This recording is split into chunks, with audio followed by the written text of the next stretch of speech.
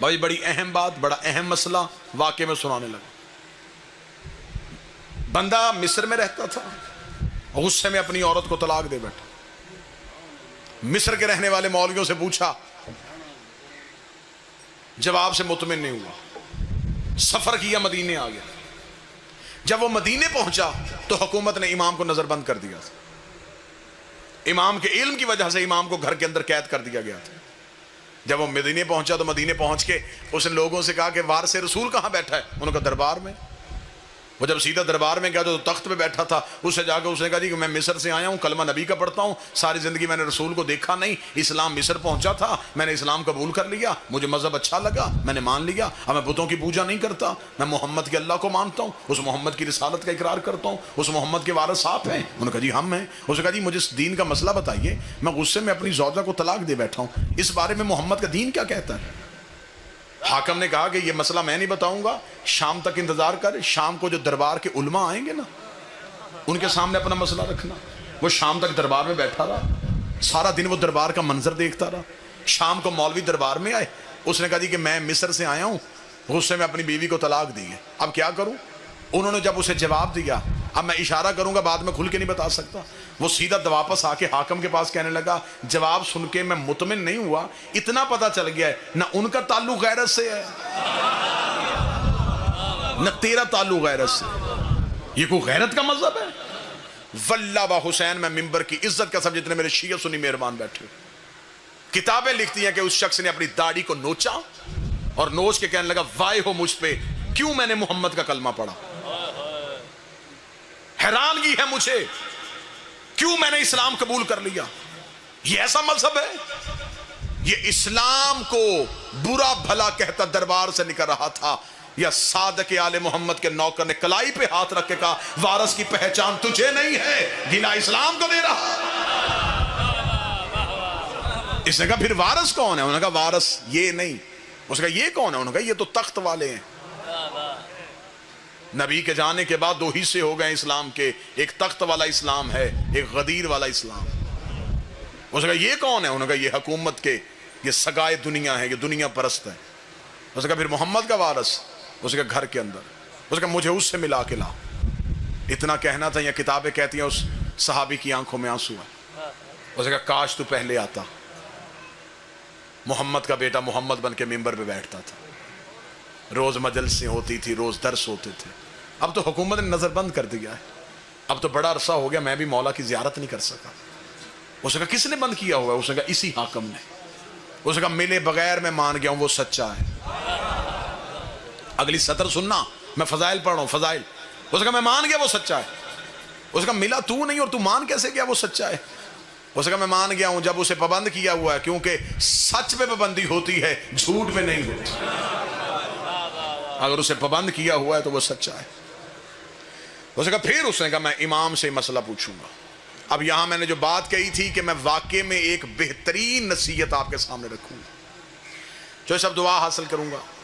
جس وقت وہ یہ مسئلہ پوچھنے آیا، اس وقت مدینے میں ایسے جید صحابی موجود تھے جو یہ کہہ سکتے تھے کہ ہم امام کے نائب ہیں، ہم بتا سکتے ہیں کہ امام اس مسئلے کے بارے میں کیا کہتے تھے، لیکن نہ امام کے شاگردوں نے کہا کہ ہم امام کے نائب ہیں، اور نہ انہوں نے ایک مسئلے پہ فتویٰ دیا کہ ہم فتویٰ دے سکتے ہیں۔ نہیں، انہیں پتا تھا کہ جب حجت موجود ہو پھر غیر معصوم فتویٰ نہیں دیتا۔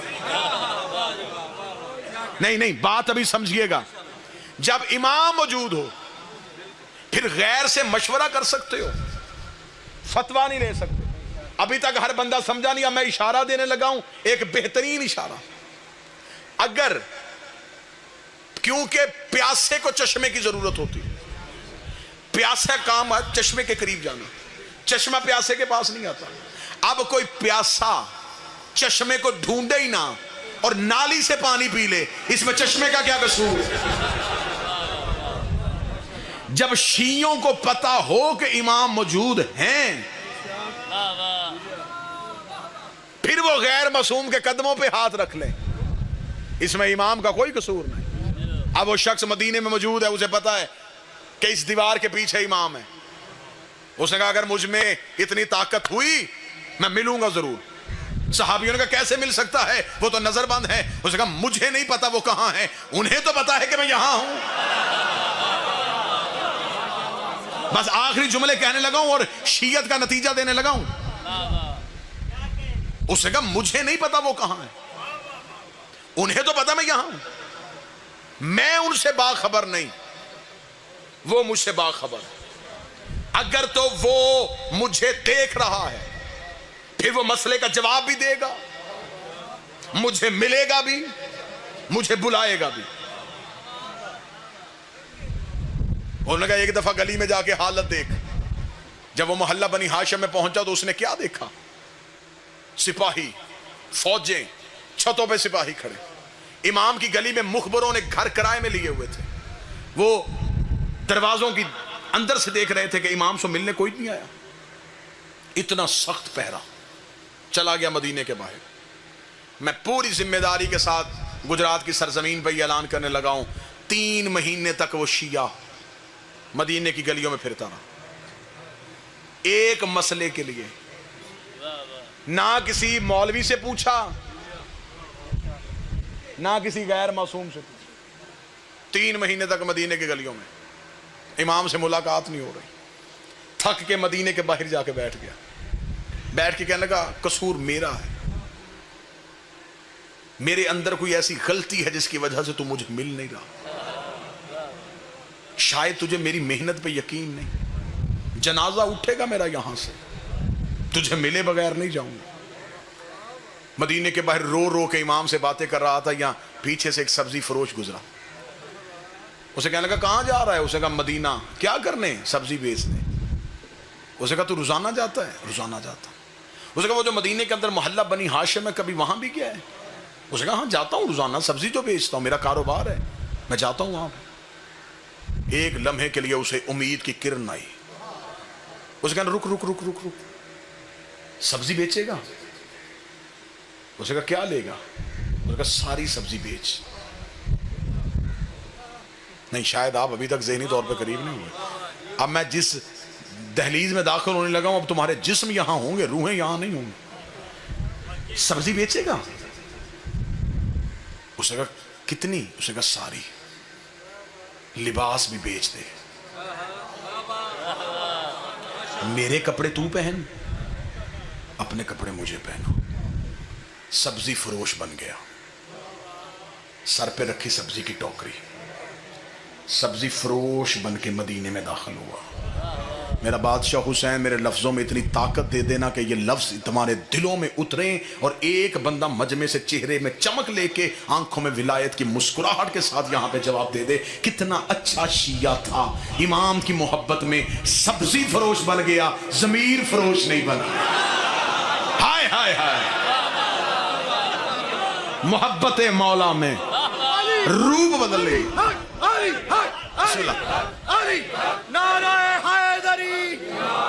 रसूल के बेटे की मोहब्बत में बिस्मिल्लाह सर, लिबास बदल लिया,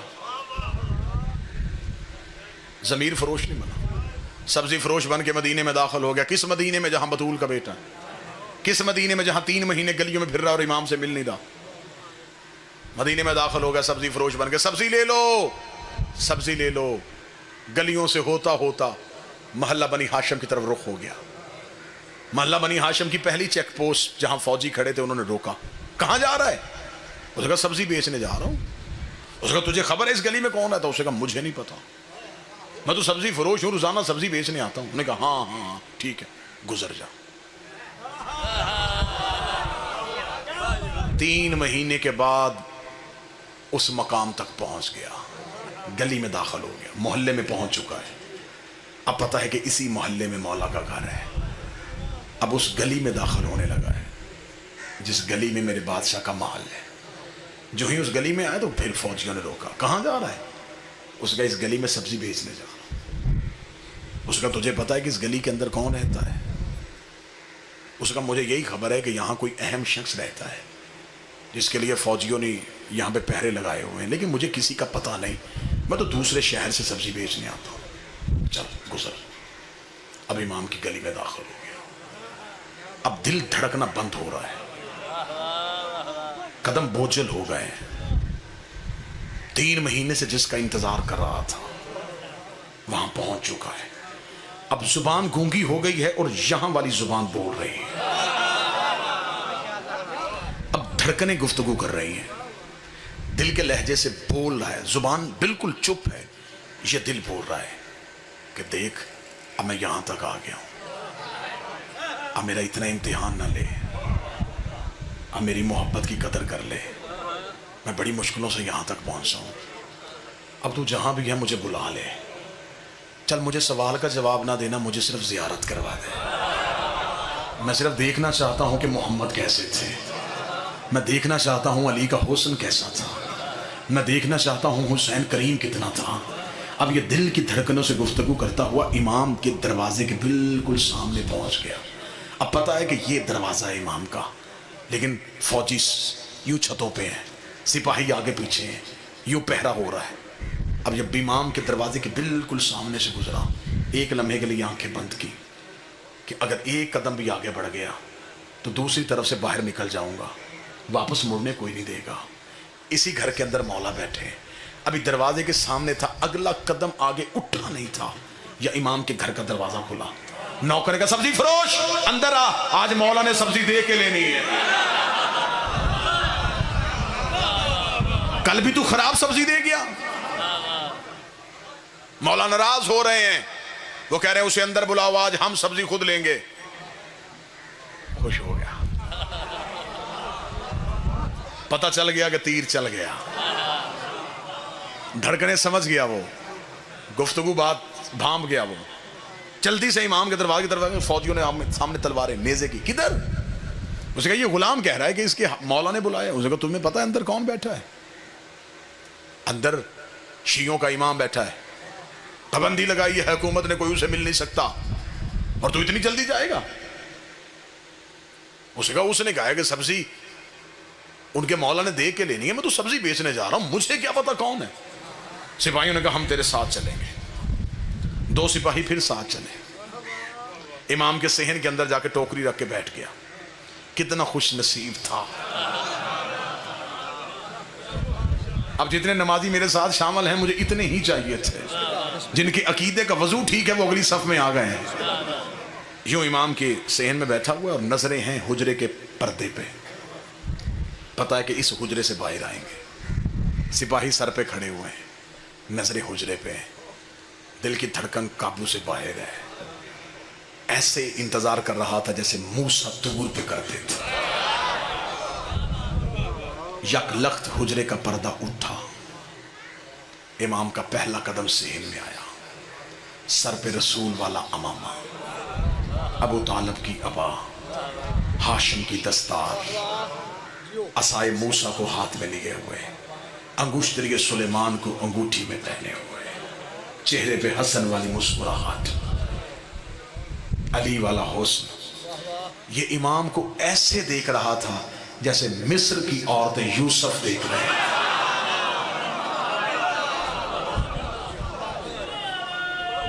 بسم اللہ.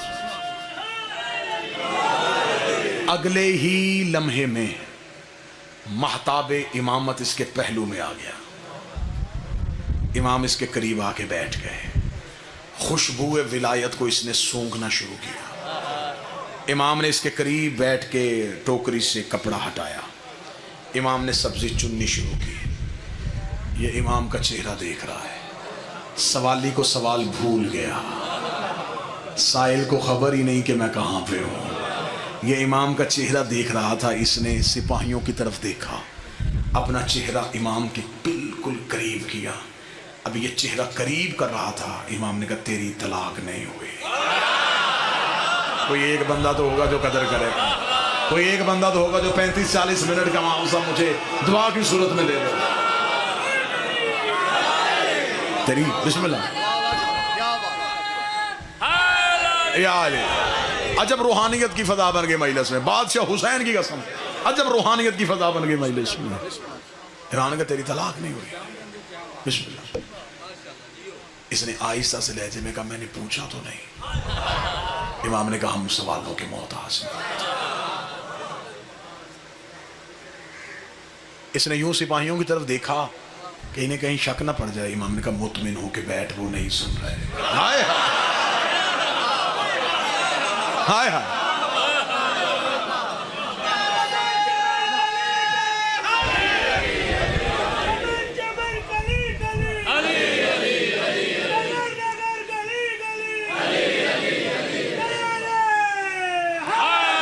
यार मुतमिन होकर सुन, वो नहीं सुन रहे।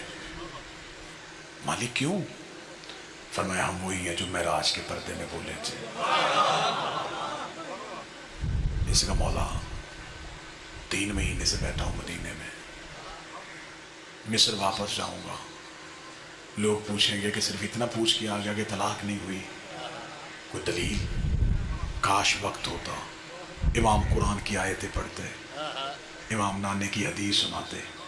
इमाम ने कहा जाके मिस्र वालों को सिर्फ इतना कह देना, तूने तलाक दी थी गुस्से में, गुस्सा हराम होता है और हराम हालत में हलाल काम नहीं होता।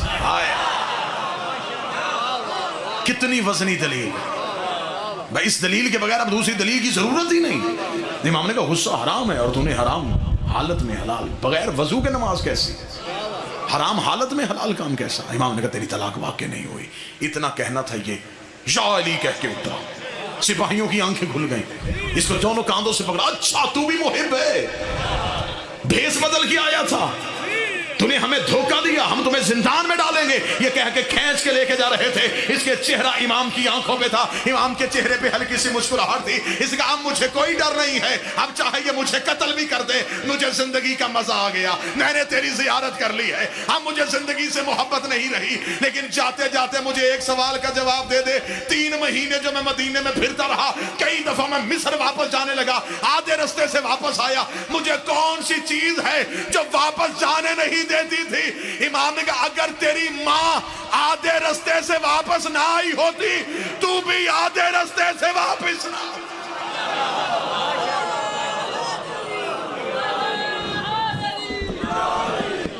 वो भी एक दफा जमाने जाहलियत में गुनाह का इरादा लेके घर से निकली थी, आधे रास्ते से वापस पलट आई।